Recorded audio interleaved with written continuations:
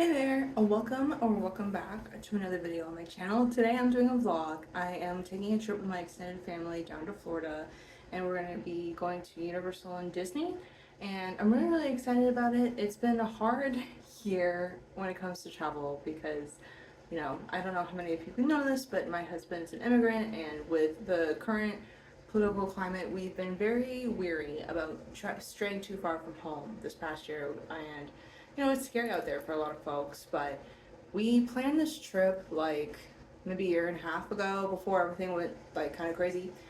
Um, so we've been planning for it for a long time. We spent a lot of money on it, and it's nice to just get a chance to celebrate, and just live in a moment of joy for a little bit.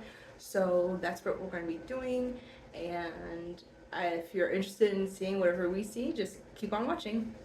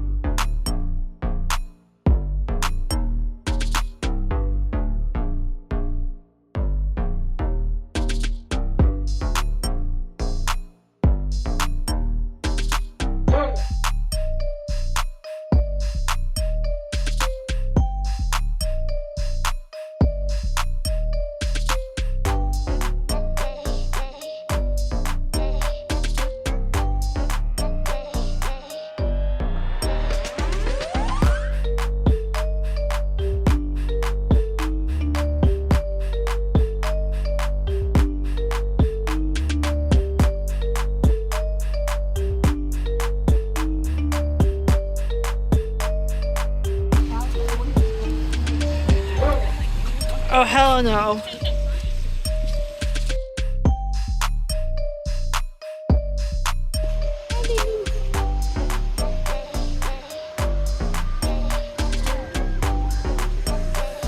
How close are they gonna get? I would better not be by a nest or anything. Hi, babies. Ah.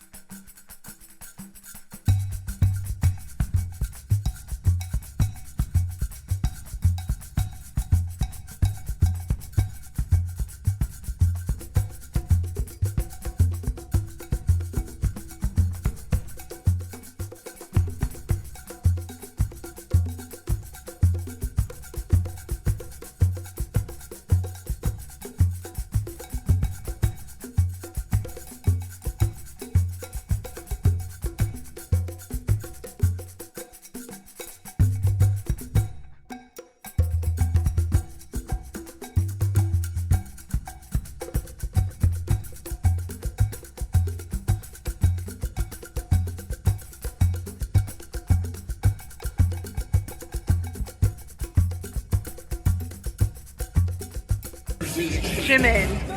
Hey, my son. Oh my god, I hate my son. That's a sugar.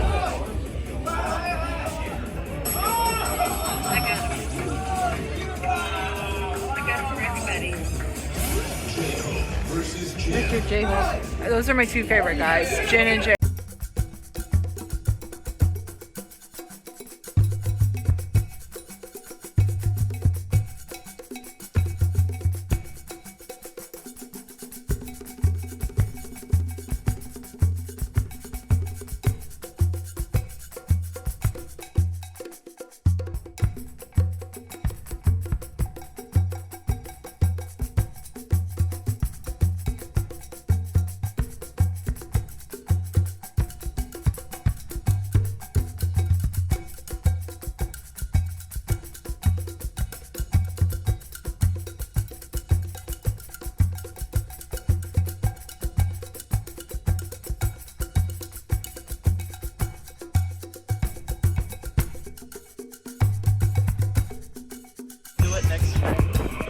We're in E.T.'s world.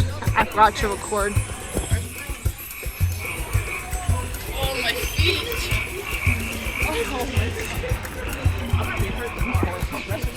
Oh, Force is stressing you out.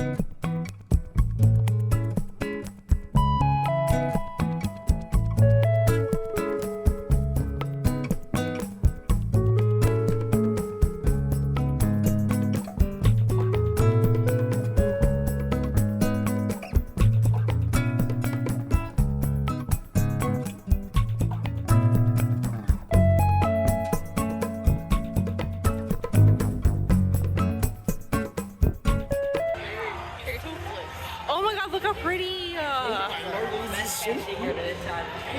my god.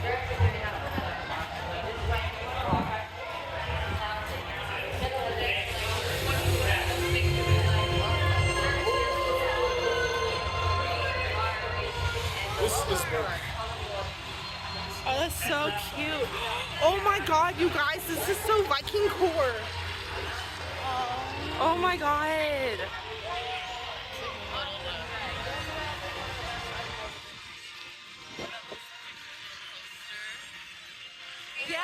Yeah, like, I think they're littler. Let's do these rides. That's cute.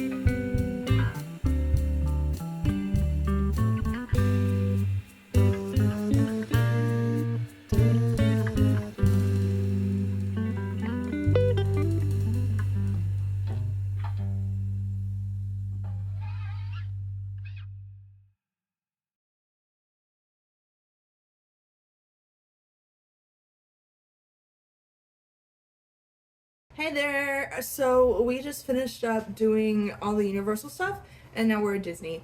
I was too tired to even think about recording what the hotel looks like, but I will try to include footage from this morning. We are staying at the Pop Century Resort and we're in the 1960s Flower Power-esque station area.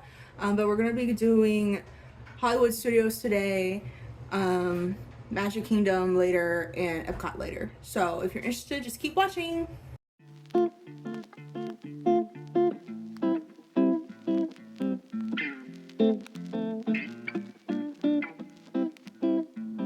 Yeah, lose big ol' ass. We're all gonna. That's what I'm saying. It's hauling ass. Oh, it's not that. Oh wow! I was gonna say it's not that high up. That I looked on them. Yeah.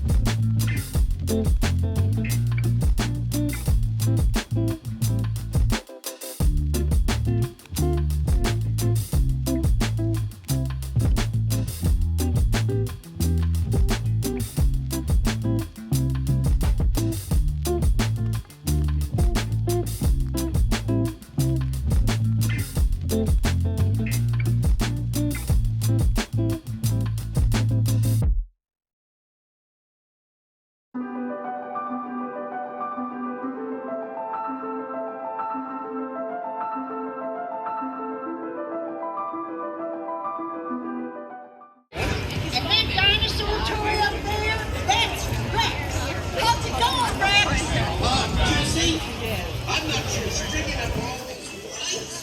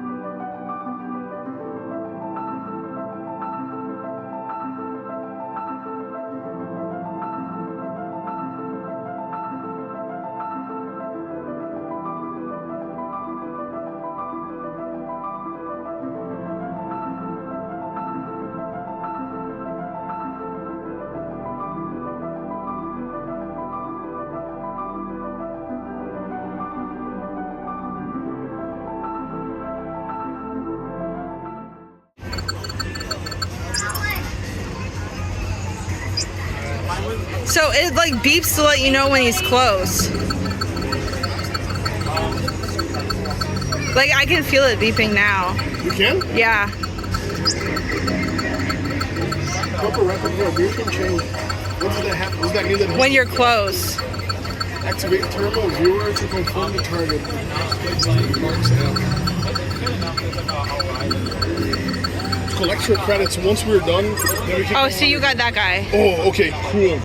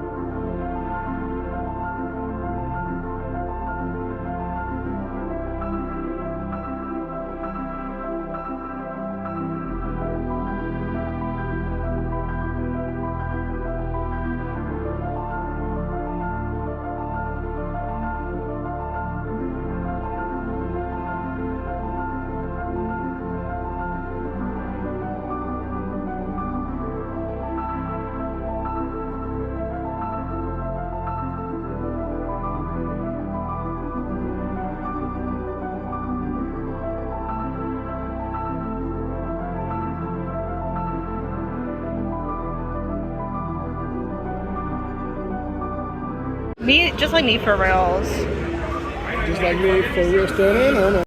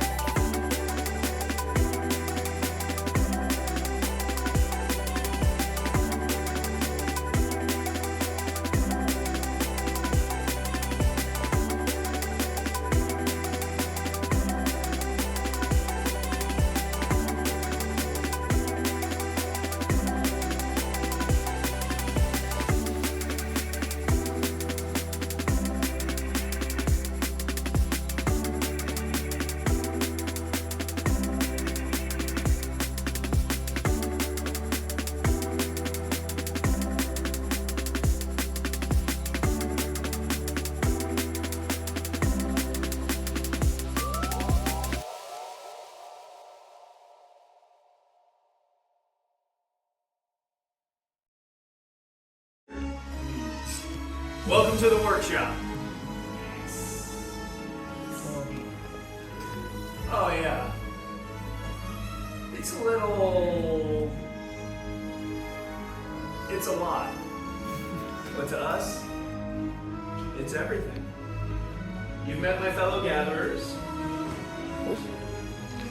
You may call me Kembe. Despite appearance, this is not all old junk. Some of this is new junk. Thank you. We humbly call ourselves the Gatherers.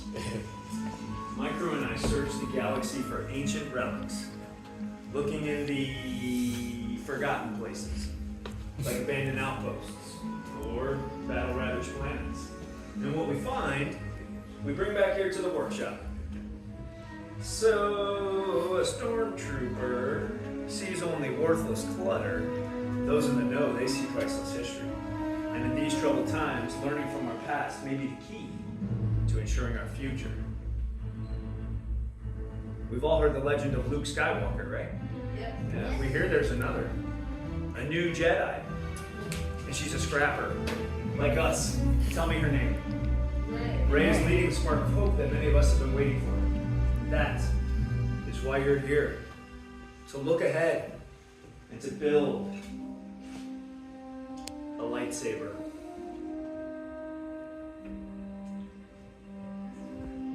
The lightsaber has been wielded by some of the galaxy's greatest heroes and most powerful enemies. It is elegant and enigmatic. But to build a lightsaber, that's an art. The saber becomes a reflection of its builder, with the Force flowing through them. Today you may feel that connection, shortly after I'm done talking. We begin with the most important component of the lightsaber, and that is the kyber crystal. It is able to focus and magnify the energy of the Force.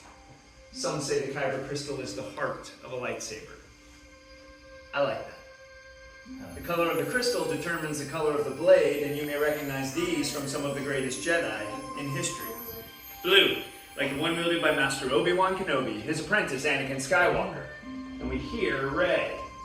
Green, Qui-Gon Jinn, Ahsoka Tano, Master Yoda himself, and Luke Skywalker. The violet crystal, rare and beautiful indeed, like the one wielded by Mace Windu. Red, known by some as the color of power. Tempting, like the one wielded by Darth Maul, Asajj Ventress, Darth Vader, and now Kylo Ren. But these are stories of the past, and we are here for you, our future. The time has come to select your kyber crystal, the heart of your lightsaber. Please allow me to guide us in this process, and everyone close your eyes. Quietly in your mind, what color begins to reveal itself to you? What color calls to you? In your mind, what color do you see? What color is yours? Now builders, please open your eyes and select your crystal. Bearing in mind, as you select your crystal may actually be selecting you.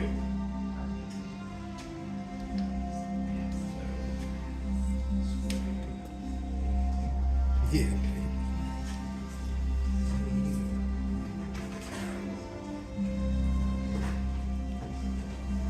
The lightsaber and your center of control.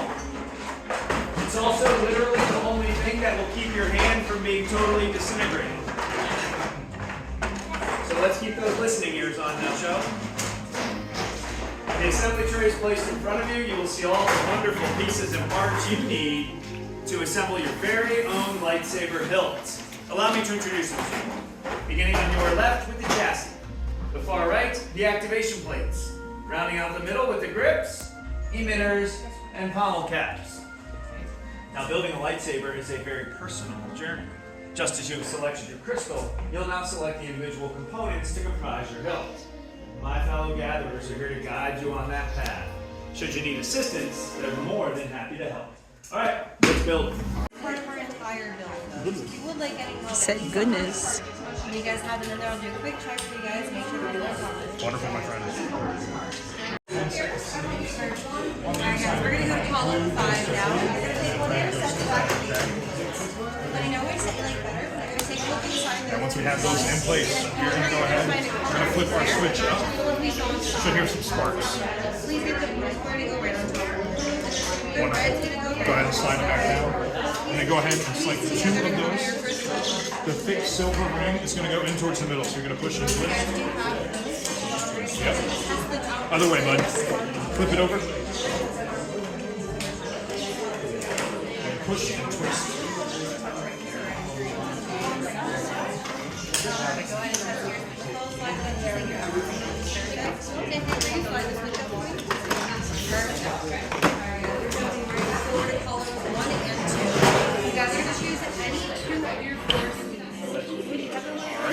Go ahead and select one of your emitters. Go ahead and get your other sleeve on. There is a wider band. So always make sure the wider band faces towards the middle or candle. So when you push, you're going to Select one of your end caps there.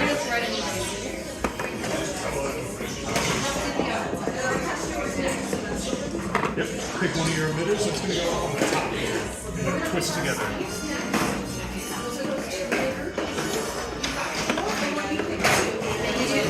Wonderful, man. The final step, you will select one of the end caps from the bottom of your saber. flip that one the other way around, make sure the wider faces on the back. You're good, you're good.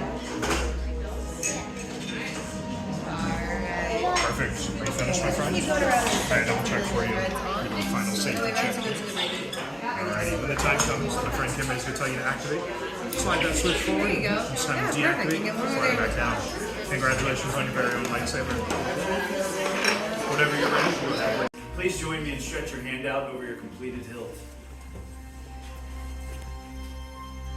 With that outstretched hand, an open mind, and an open heart, connect with your hilt. Excellent, you may release your hands. You have all successfully assembled your very own lightsaber hilt. And nothing unexpected or traumatic has happened. Yeah. Hey. One in a row. This does bring us to the most critical stage of the build, and that is stabilizing your crystals for activation. Builders, please leave your completed hilt at your station and just step back as far as you safely can.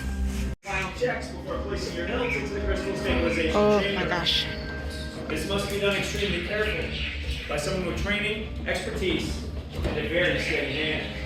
Even the slightest misstep could result in catastrophic failure, a massive explosion, or another unplanned skylight in my ceiling.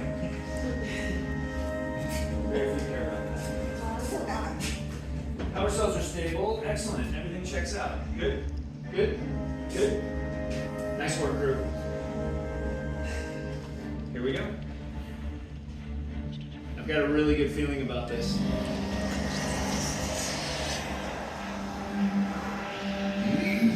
With many parts you began, yes. With the heart of the saber they are joined, much more they will become. It is time. Master Yoda. It is time. It's time to take that final step. The bond between Builder and Saber is about to be forged. In a moment, I will ask you to step forward, place your hand on your hilt, and collectively, on my signal, we will activate our lightsabers together. Are you ready? All right. Step forward. Hand on hilt, activate. Oh.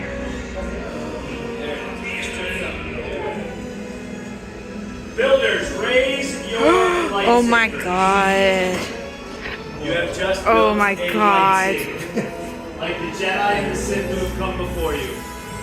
And just like them, you too can change the galaxy. Remember, it only takes a spark. Now please deactivate and lower your lightsaber. Complete your lightsaber is. Choose your path it cannot, but light your way it can. May the Force be with you. Thank you, Master Yoda. Friends, in your hands you hold remarkable power. And remarkable power should not be accidentally dropped on the ground. Respect for your lightsaber, we're pleased to present you with these special sheets as you depart. Well, unfortunately, our time is now at an end. But your journey is just beginning. It's now time to make your mark on the galaxy. Always remember, you're just as unique and extraordinary as the lightsaber you have built. I hope someday we're telling your story. Raise your sabers and activate! Oh man. Till the spire! Till the spire. Go forth, my friends, the galaxy awaits. Oh wow. Make good choices. We'll have to do a photo shoot when we get outside. We're doing a photo shoot when we get outside.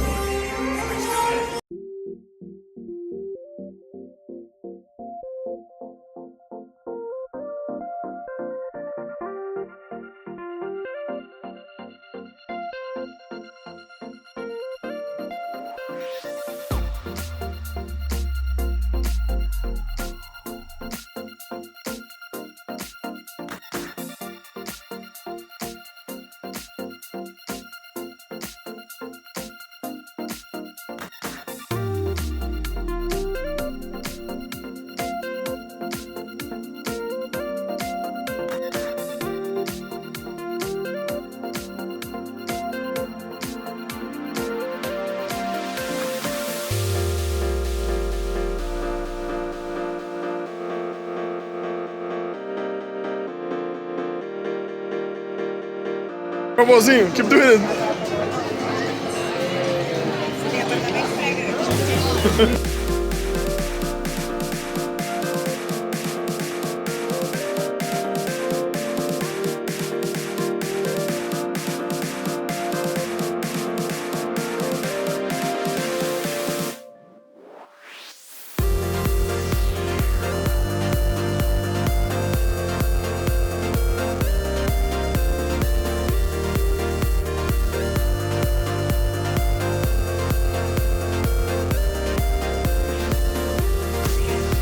Woo, Magic Kingdom! Magic Kingdom! That's the spirit.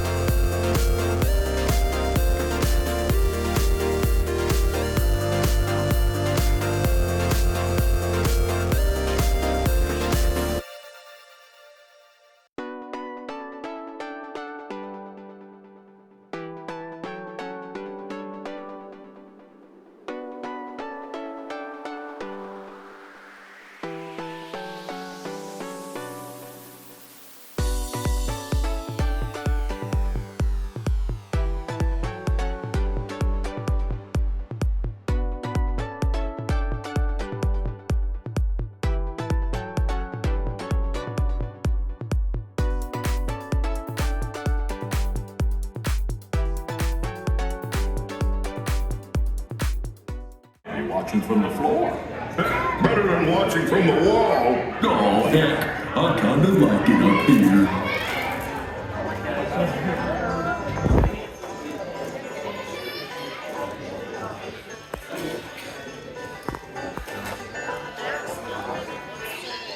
Hey fellas, the show's about to start. I can't wait.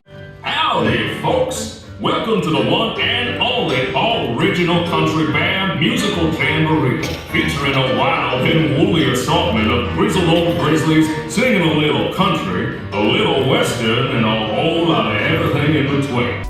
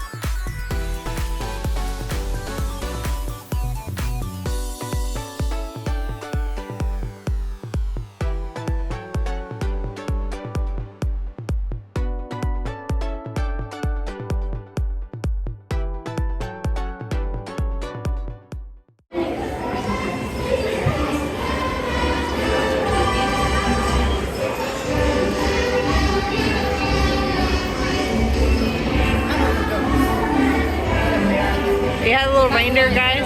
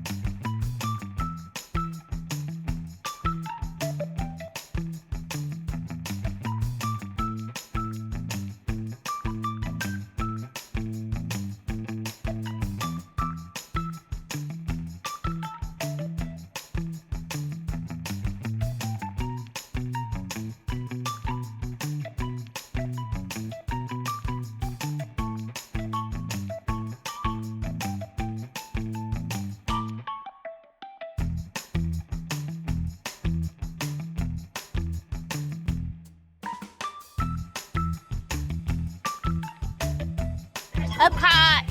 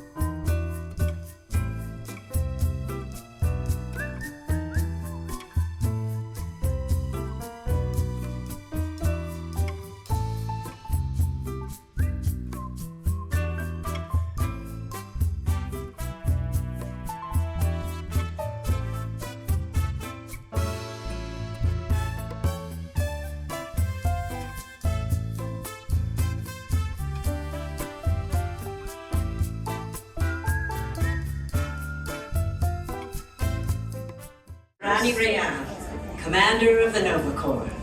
On behalf of all Xandarians, I hope you have enjoyed exploring the wonders of Xandar. As you have seen, your world and ours were born at the same moment.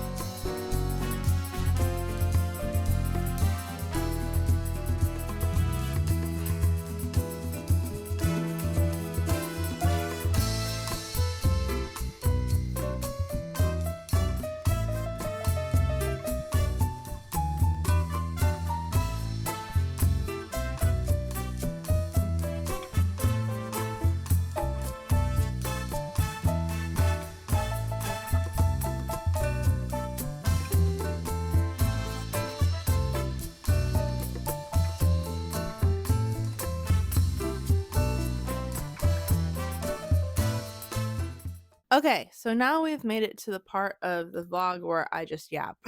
Hi. It is more than a week, like about a week or more than a week later than the vacation of time itself. Just for transparency's sake, I probably sound booty. If I sound like booty, it's because I've been feeling like booty for the past week or so. One of my relatives was sick on this trip, and I didn't know that they were sick until after, like, obviously I encountered them, and I was like, whoa, you don't sound the same. And if you know anything about me, you know that I have asthmatic. I have like a low level asthma basically. And so what that means is that anytime someone around me is sick, I will inevitably get sick too. It's just my cross to bear apparently. So I'm ill. I tried posting a video before this one, just like on the fly off the dome while I was sick, and I very quickly learned that you shouldn't do that because you never know how many thousands of people would see the one video of you where you're not at your best. And oopsies, it happened. So if I sound nasally, that's why. Again, I'm feeling like I can kind of function now. My head's more clear. So I am on the mend, which is great. But that just might mean that I might sound really nasally or mumbly or whatever in this video. And for that, I apologize. Now, I wanted to do this quick little recap to kind of talk about my experience at the different amusement parks for you guys, just in case like none of y'all have ever been there before or you're curious about it or, you know, any other reason really. I should put a disclaimer out there first. While I grew up in a very privileged position to be able to go to Disney multiple times in my childhood, as an adult, I'm not a really big theme park kind of person anymore or like Disney kind of person anymore. I said yes to this family trip because other people were more excited about the prospect of going to Universal Studios and Disney. People in my family like that. I am someone who with age has gotten further and further into like motion sickness, so I can't ride any big rides like I used to as a kid. So I do have like limited experiences now at like theme parks, so they're not always like the most exciting thing for me. If I'm in a place I really like feeling immersed. The vacations I take now as an adult are more like traveling to different cities, but if I am in a theme park, I really focus more of the theming of the theme park and not the amusement park of a park. If that makes sense, those are a lot of words. Oh my god. I've been to the two Universal parks. Well, I don't know if they're technically different parks. I've been in Universal before in Florida. There's one side that's like an Adventureland themed, and then there's another side that is, I think, more classic movies television based. And I've been to both of those before. That's what you saw in the first part of this video was, you know, the different areas. Like the adventure area has like Dr. Seuss, Jurassic Park, and the comic book area, stuff like that. And then the other side of the park that you kind of like hop to has like Simpsons stuff, which look, I did not know that Matt Groening was in the Epstein files until like after I edited a bunch of footage. And at that point, I was like, I don't know how to edit this in a way where it feels natural anymore. So I apologize for including that in. To my knowledge, he didn't do anything too bad, but he was getting some weird foot massages and he apparently had some nasty feet. So that's all I know. But yeah, Matt Groening's in the Epstein files. So there's that jump scare warning. Oh, after the fact. Yeah, so it has the Simpsons area, the minions all over the place and things like that. There are certain elements of the Universal Studios park that I did not film for personal reasons. And you guys might know that there's a lot of Harry Potter stuff there. And where I used to be a really big Harry Potter fan, I have stopped engaging with that universe since I learned about J.K. Rowling's like political affiliations and her anti-trans campaigns and just overall nastiness. And she is also in the Epstein files, fun fact. So yeah, so I didn't film any of the Harry Potter stuff. I didn't really engage with it too much anyway. Like I refused to like buy anything from there, stuff like that. So it's just hard to avoid it. And it's one of those conversations that like I think my family knows how I feel because like I post about that kind of stuff pretty regularly. I'm not shy about like being very anti JK Rowling, but for some reason in their head they still think that like I'm super into Harry Potter because I was when I was like 12. And I recognize that like that some people aren't going to see you as you. They're going to see you in their preferred perception of you. And that's something that I've really struggled with some of my older relatives is them not seeing me as Cassidy now, but as Cassidy like however many years ago. So something I'm working on. Maybe I should be more blunt in my conversations with them about like, hey, I'm like over this, but I've hinted quite a bit, but maybe I should be more direct. So there's that. And I just want to put this disclaimer out there too. Some of you might have noticed the lack of Harry Potter materials in that footage. Some of you may not, but hey, there you go.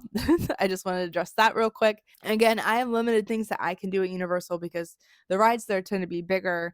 Even their medium rides, a lot of them have like a screen element. And the thing about me is that also can make me sick. Like I'm the kind of person who can't look at their phone while they're driving or who can't look at their phone while they're in the car because it makes me sick. So having that motion and screen element while there's not as many drops or crazy things or whatever, sometimes that can still trigger my motion sickness just because of the idea of movement, screen. I find that if I focus on like one point, it helps, but and I think that technology is cool, don't get me wrong. Like I think it's neat, but it's just I'm entering into my mom bod era. Like I've wrestled with the fact that now that I'm 30, my body is in a state where it is like basically in its motherhood era, even though I am not a mother, I don't have kids, but my body is like in that age range. So I'm more gentle with myself and my expectations for like what I can and can't do in life. And that's one of them. Is the roller coaster rides. Like I fully accepted that like on the family trips that I'm going to be the mom sitting out with the little kids, their snacks while the older ones go on big rides. That's my job now. And I'm okay with that. Yeah. So that's the stuff that was there. Again, hard time for me because I can't always ride all the rides there. It's definitely for people who want a more like roller coaster experience. I love the comic book area. And the thing I like about Universal is that sometimes like they have characters just out and about and it feels very natural in their world. Like sometimes with Disney, a lot of their big characters are behind like a certain area because you know there's normally long lines for people to go see and talk to them. But this one, it felt like everybody was out and about in their natural environment, so I like that. But yeah, Universal was okay. It was a lot of walking because there is one mode of transportation between the two parks, but that was running down. So in order to jump between the two, you'd have to like leave one and then walk down this like bridge and get to another. The people I went with, there are some folks who were speed demons who were walking unbelievably fast, and then we had some other people in my family who had more limited mobility than others, and the differences were not taken into account for, and it was very stressful for me to try to manage everybody being physically together in the same spot. But ultimately I just gave up on that and people ended up doing what they wanted anyway. even though I'm like, well, that defeats the point of a family vacation if you're not actually spending time with family, but like, to each their own, I guess. I'm over it. If you can't tell, there was some drama on this trip. So that's like coloring my perspective too. But yeah, Universal was fine. Be prepared for a lot of walking, not a lot of opportunities for shade. So if you're going in a very warm day, just be warned. Universal's fun, but it can be a lot at the same time. But if you're somebody who's up for a lot, then have at it. I do want to talk about, though, their new Epic Universe Park. Oh my god, that was for me one of the highlights of the trip. I really, really enjoyed the Epic Universe area. I just think that design-wise and layout-wise, like, this park in particular was done so well. First and foremost because, like, the other Universal's areas, there's, like, a big lake in the center, and there's, like, little worlds or areas around each different point of the lake, but you can't really cross them very well because there is some sort of, like, water body in the front, so you kinda have to keep walking around in big circles to get to where you wanna go. Not here. Here, instead, they put, like, some in between the world, like the celestial world in the middle, but there's lots of points of access where you could cross, like, from one area to another without having to walk in the full circle, which I appreciated. I thought that was a lot more family friendly and, like, mobility conscious. There was still a water feature in the center, so it still felt nice like a universal park, but it wasn't limited in having to walk that crazy amount if you wanted to change up where you were going. And I don't know, there's just so many things about that park that I like. So each area is contained in its like own little portal, and you go through the portal to get that area. I love that because it felt a lot more secluded and immersive, and each portal had its own point and color associated with it. In addition to that, when it was nighttime, I don't think you could tell in my video, but at night, each portal had like its own beam of light with its corresponding color, and it shot up into the air, right? So you could see where it is. But they also kind of converged in the middle to the top of the park. And I swear to God, when you were looking up for the middle, it looked like the Captain Planet thing. You know, like, I'm dating myself, but there used to be this old show called Captain Planet. It was a cartoon, and each one of them had a ring of a different color. And when they put their rings together, they would summon Captain Planet, who was like a environmental superhero.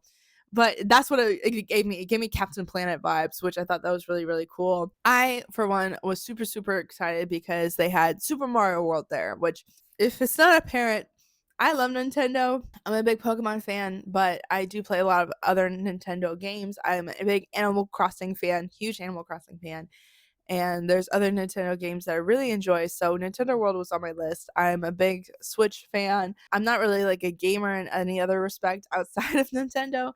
So I was really excited for the Nintendo World. And visually, everything was so cool. Don't get me wrong. It lives up to the Instagram hype for sure. It was probably one of the more kid-friendly areas. There was lots of activities for kids to do, to like bang on blocks and stuff to make music, and like little mini areas for them. And it was great. It's definitely like the kid zone area, in my opinion. Some of the rides were a really big letdown, and I don't see a lot of people talking about it, so I'm going to talk about it.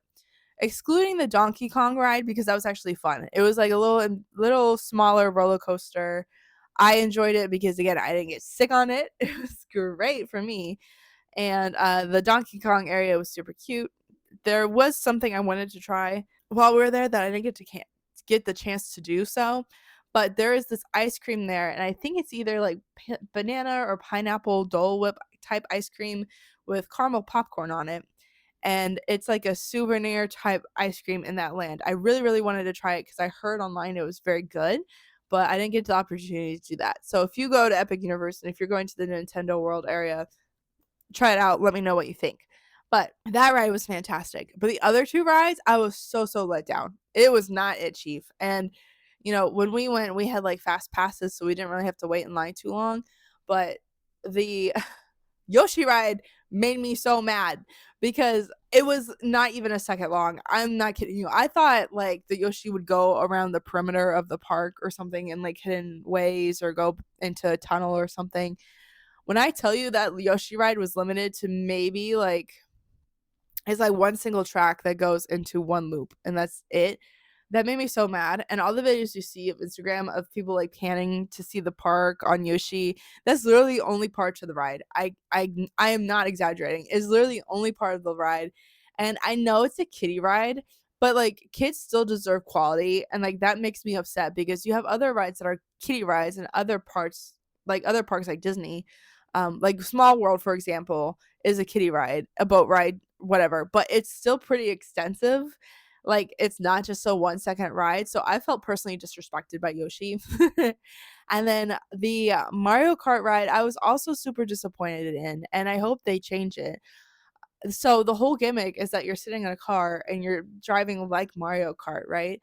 And they have this thing where they make you wear these goggles and they try to impose a screen on top of like the real world environment.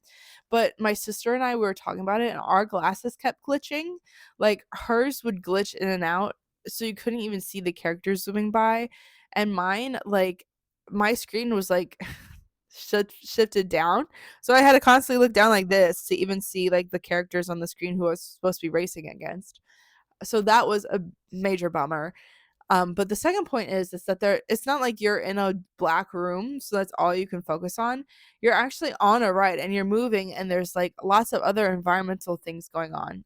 There's like the one point I remember there's this big cloud that's blowing air and it like blows you away, but there's beautiful stuff going on in the background too. So at first I was really confused on like what I was supposed to be looking at, because I was not looking like in the forefront of my screen. I was looking beyond that.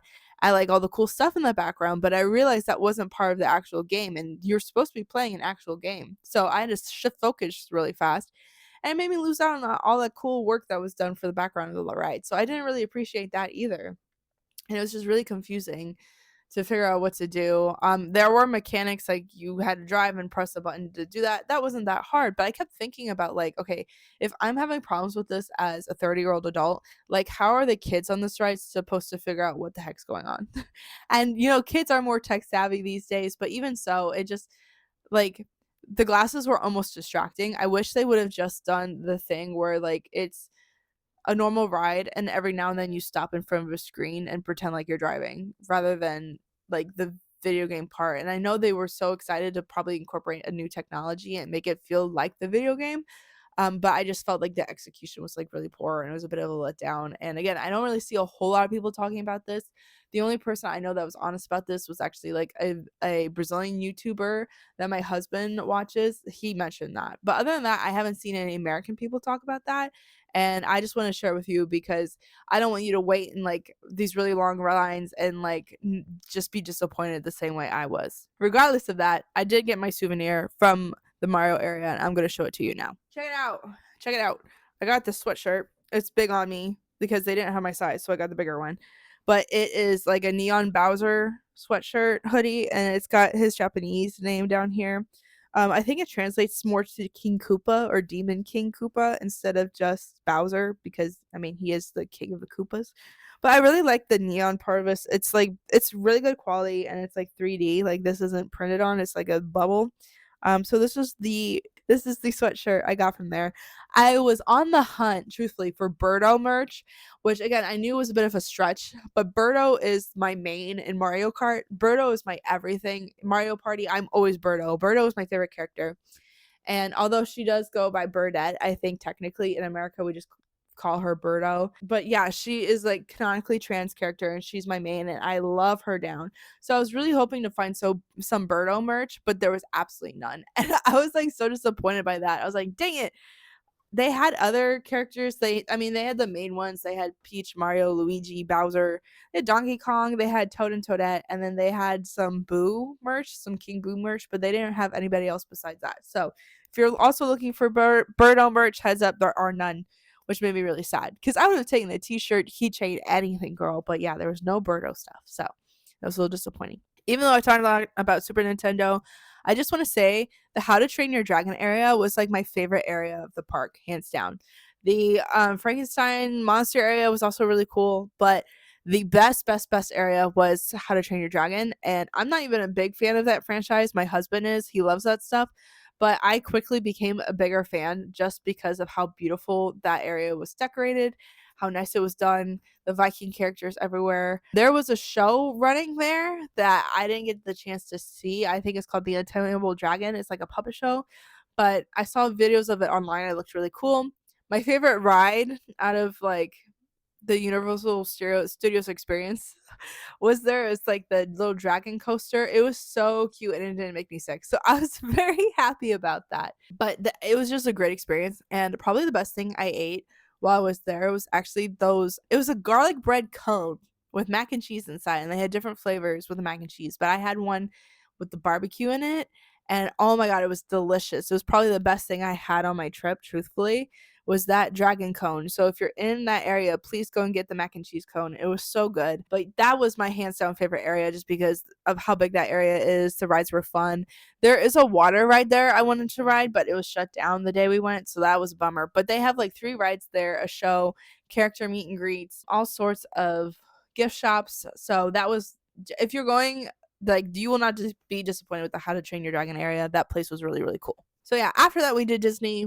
Again, my family's been going to Disney on and off a while when I was as a child, and then they stopped going when my parents got a divorce. So oopsies. And then the last time I was at Disney was actually for my honeymoon in 2019. It was a gift from my dad because he's a Disney adult, my biological dad, and he has like timeshares there and all this other stuff. So he helped put together a honeymoon for us. That was like his big wedding present. So that was the last time I went. And like I said, the Disney sparkle has kind of worn off for me personally, but other people in my family really like Disney. So I went for them because I love them, and it is what it is. But I will say, so we did Hollywood Studios, and I will say that the best part of Hollywood Studios for me was the Star Wars area. That was not built in 2019 when my husband and I went. And if it's not apparent by all the Star Wars stuff on my shelf or our shelf, my husband is the biggest Star Wars fan I've ever met, the biggest Star Wars fan I know. And because we've been married for so long and I inadvertently hear so many things from him about Star Wars, or I like also watch these little Star Wars shows, I too have become a bit of a Star Wars fan, which surprises me because I was not when we met. Oh my gosh. But it was funny because I've been watching there's like so many spin-off shows and like media that I've seen because of him. Some of them are like animated shows or like kids shows like Bad Batch and like some other stuff that I've seen now because of him. I haven't watched Endor yet, but everyone keeps telling me that, and I would like Endor because it's very political, so I might watch that soon. But the Star Wars area slapped, and I saw so many references that I knew about now because I am a Star Wars fan. That's a little bit more low key than just like Princess Leia and Han Solo type shit. So I was very excited to see that, and again, I loved how immersive it was. More so than, I mean, Disney's great when they do environmental immersion. Like Toy Story Land was great because everything just felt so big, and I really like that. But my husband and I could have spent all day in the Star Wars area by itself. So that's just a testament to like how cool it was. The rides there were really cool. They're really inventive. There's one, I forget what it's called, but you can like pilot a ship, or you could be the guns or the repairman. Douglas and I got to be the pilots, and that was so much fun. And that was a really, really cool ride. We might have like crashed into some stuff every now and then with that ship, but that's okay because my husband and I aren't the best drivers, but that's okay. That's okay. We were still in charge of piloting, and it was a lot of fun. So the Star Wars stuff was fantastic. There was like a bounty hunter game that we really wanted to play, but I will say there's not a lot of incentive to do so because you don't really get a prize at the end. The bounty hunter game, you like scan a magic band and you go around hitting the doors to try to capture the whoever your bounty is for. But like when you found them, that was kind of it. And the app on the phone told you had to do it like 20 times to get like a digital prize. It's just not worth it. And I really wish they would have had like some sort of, I don't know, even just like a pin or something for you to do if you did put in all that work, because that would take a long time to run through the area that many times to collect digital bounties. So wasn't really worth it. Great idea, but poor execution again. And then we went to the cantina there to eat, and it was so much fun. But I will say, I don't think kids should be allowed in there. Controversial take, because like Disney is straight up for kids, and I acknowledge that with my whole heart. But the cantina in general in Star Wars was like a club, a bar slash club. And I feel like if you wanted to stay authentic to the Star Wars experience, then it should be a bar slash club. When you go there and eat, they don't have like an actual menu. They just have drinks and appetizers. Granted, they do have non-alcoholic drinks, which I appreciate because I'm sober. I don't drink. So they had so many different mocktails. That was fantastic. I really appreciate that. Most of the room there is standing. Like they have booths in the back, but it's literally just like a club. Like, the VIP gets booths and everybody else is standing around, And I think some of the older members of my party were really disappointed by that. And like I kept seeing people's faces as they come in, not have the realization that like shit, this is mostly standing room because it's a bar. And I saw some fits being thrown because of that, and it was a rough time for me. I did not like seeing that at all. People were getting nasty. But yeah, but some people brought their kids there, and the kids were standing, or the kids were at a high top in a high chair, and it's like they can't really eat anything there. A lot of the food was catered towards adult palates, and I'm just like, why are you guys here? One, it's like super super loud because there's like a DJ playing. And again, this was fun for me because I like clubs. Like I like that environment. I'm used to going to that, but like the older people in my party, I don't think it liked it as much. But it's not a restaurant. It's literally like a bar, and I think people needed to have their expectations changed. So I'm just warning you of that if you want to go, because yeah, it would be a cute video for sure. But yeah, and I know they can't necessarily turn kids away, but like why are you bringing your kids to a bar? I always question that. I don't know. But yeah, that's the cantina. So be warned. And then you saw in this video, but my husband did the lightsaber building experience that, you can do at Star Wars where you can customize your own lightsaber. And I filmed a lot of it and took a lot of pictures. I was really obnoxious about it, but I don't really care because I was like over his shoulder doing everything. But yeah, it was really cool. I was kind of jealous because I was like, dang, I'm not a Star Wars girl though, so it doesn't make any sense. If it was cheaper, I would want to do it too, but it is kind of expensive to do that. So I was like, well, I don't want to blow like $300 to build a lightsaber that I kind of care about. Like it's not really my fandom, but it was a cool experience for Douglas. So it was really neat and really special, and I'm glad I got to share that with you guys. So there's that. So yeah, Holly Studios was great mostly because of the Star Wars stuff, and I really liked it. The second day we did Magic Kingdom, and I think by then a lot of people in my group were like tired of walking because it's a lot, especially like you're not super athletic. And a lot of people in my family aren't super athletic. It's a lot of walking, it's a lot of being on your feet, and you kind of have to like pace yourself, especially if you're not used to exercise. I'm not really that used to exercise either. I'm not used to exercise either, but I found myself like hitting. So I was like struggling at first, and then I hit my stride and I was fine. But other people had like the opposite problems where they started out okay and then teetered off by the end. So the second Disney day, which would have been the fourth or fifth day on the trip, was Magic Kingdom. And people honestly just like split off to do their own thing. Some people just went back to the hotel altogether, and I guess that's fine, but I spent most of Magic Kingdom with my mom, and that was actually really fun to kind of do just the two of us and be at our own pace. We had a lot of luck that day. We kind of got on to everything we wanted to. We didn't have any fast passes or anything like that, but we didn't have to wait too long for any rides we wanted to do. They had Big Thunder Mountain closed that day, so we didn't do that, but I did the new Splashdown Mountain because back when I went, it was still Splashdown Mountain. They changed it to a Tiana themed ride, and Tiana was always my favorite princess, so that was really exciting for me to see a Tiana ride, and it was really, really cute. And they still kept the same bones of obviously the original Splashdown Mountain ride, but I liked the Tianification of it. It was very, very cute and whimsical, so that was a big plus for me. But most of the time, I just kind of did what my mom wanted to do because I just felt like, she should have her day too. So we did more shows and like smaller rides, which is fine by me because she gets sick on them too. And then I just Space Mountain early on the day with my sister and my husband. They did a Tron ride. I did not ride that. I'm sorry. Laying down and going fast on a motorcycle? No.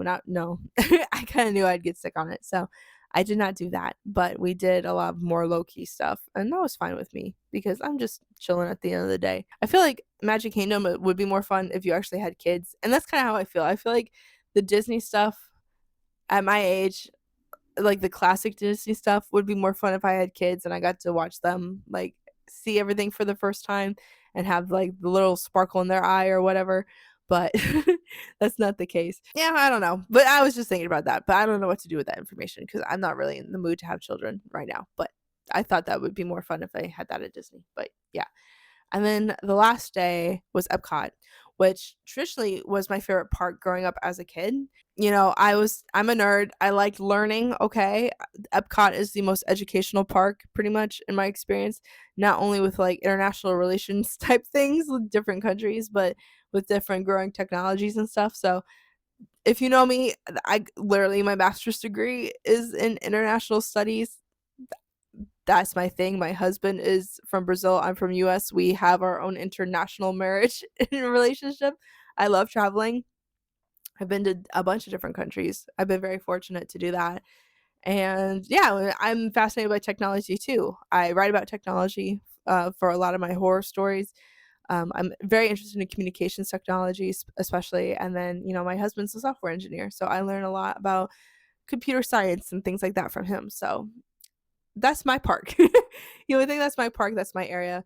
But we did not make it a full day. I'll just tell you that right now. I kind of poo-pooed out. It was so hot. It was damn near 90. And the thing about Epcot, which I really, really dislike, is that there's hardly a place to like really go sit in the shade along the main path. Like I guess like if you were in England or something and you really go in the back, you could find places to hide like a bench in the shade. But for the most part, Epcot is not really laid out or designed in a way to make shady spaces for people. If the sun is beating down on you, it is beating down on you, and it's really hard to avoid that. Also, we went on a Saturday, which I found out after the fact is the day that all the locals go to go drink around the world. So that shit was packed. I've never seen Epcot packed before in my life, but granted, I haven't been in almost 10 years, right? So, but I've well, no, not even that, because we didn't even do Epcot when I was on my honeymoon. We skipped that one. But so that means I haven't been to Epcot since I was like 15, 16, 15 maybe. So 15 years. So what do I really know, right? But when we went, the lines were packed, especially in the like global areas.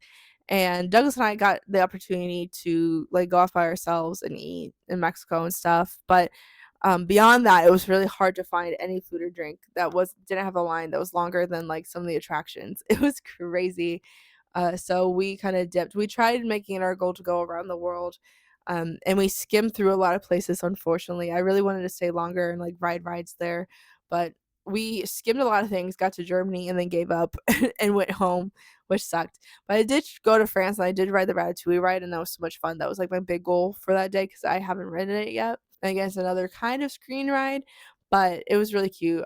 Again, I love when everything feels big and you feel itty bitty. This is my favorite aspect of going to places like that. So, but yeah, we poo-pooed out of Epcot, which is sad because again, it's my favorite park, but it was way too crowded. There were so many bachelorette parties there. I was so surprised at like Epcot culture, but what are you gonna do? Yeah, I would just say that that park I think needs to be more accessible. They were good with like having a ton of food and water stations, but I don't know why they can't plant a damn tree and like bring some shade to some places because that's crazy. I think in total maybe we did half the park because we did the AT&T ball, we did the Guardians of the Galaxy ride, and then we went back to do like half the world. But there's a whole other half of the world to do, and there's like a water and ecosystem area with like Nemo and stuff, and that's where we were supposed to eat dinner at the fish restaurant. We didn't even make it there. We canceled our reservations. I think everybody was just too tired. Some people were too sick. And then, we flew home right on Sunday, and then I ended up getting sick right when we landed, really, and crashed at my parents' place for a bit. And then Douglas and I came back to Chicago, and we've been sick since then. It's been more than a week from me, about a week from him, and Douglas just went to urgent care and found out he has a sinus infection. So that's great. And I haven't gotten tested for anything yet. We tested for COVID and it's negative. I don't think we have COVID, but I've been having this cold for more than a week now. I'm going to still push it a couple days to see how I'm feeling, but I felt like I've been gradually getting better. So we'll see, but I'm still sniffly. So yeah, pray for my household, people, because we are in recovery for sure. That's all I kind of wanted to recap on. I don't know if I'm going to make this video a separate video from the vlog or if I'm going to put it together. I'm tempted to just put it together and give you guys a 2-hour video and being like, here you go, surprise. But we'll see because editing is hard and I've been editing that video for a very long time and I'm kind of ready to be done with it. But we will see. We will see. But yeah, I just want to say thank you so much for watching. Thank you for listening to me yap and ramble on for so long. I really appreciate you. I just also want to say thank you so much to all my new subscribers that I've gotten. My last 2 videos have been bangers. Yeah, my last 2 videos have been performing really well. So I've gotten a ton of new subscribers. And I just want to say thank you to all you guys who decided to stay and listen to me yap more in a more permanent capacity. So I appreciate you. And if you want to keep supporting me further, or if you like this video, feel free to like it. You can comment something down below. You can share it with a friend, or you could subscribe to the channel if you're not already. I also have memberships if people are interested. No pressure. at all, not mandatory, but always appreciated, where you could just kind of help me out a little bit to keep the lights on. Just kidding. That sounds desperate. I'm not that desperate. But you can help me out so I can keep making more videos like this, or I can keep working on my independent writing projects. So, yeah, I appreciate anything if you decide to do that. And until next time, thanks. Bye.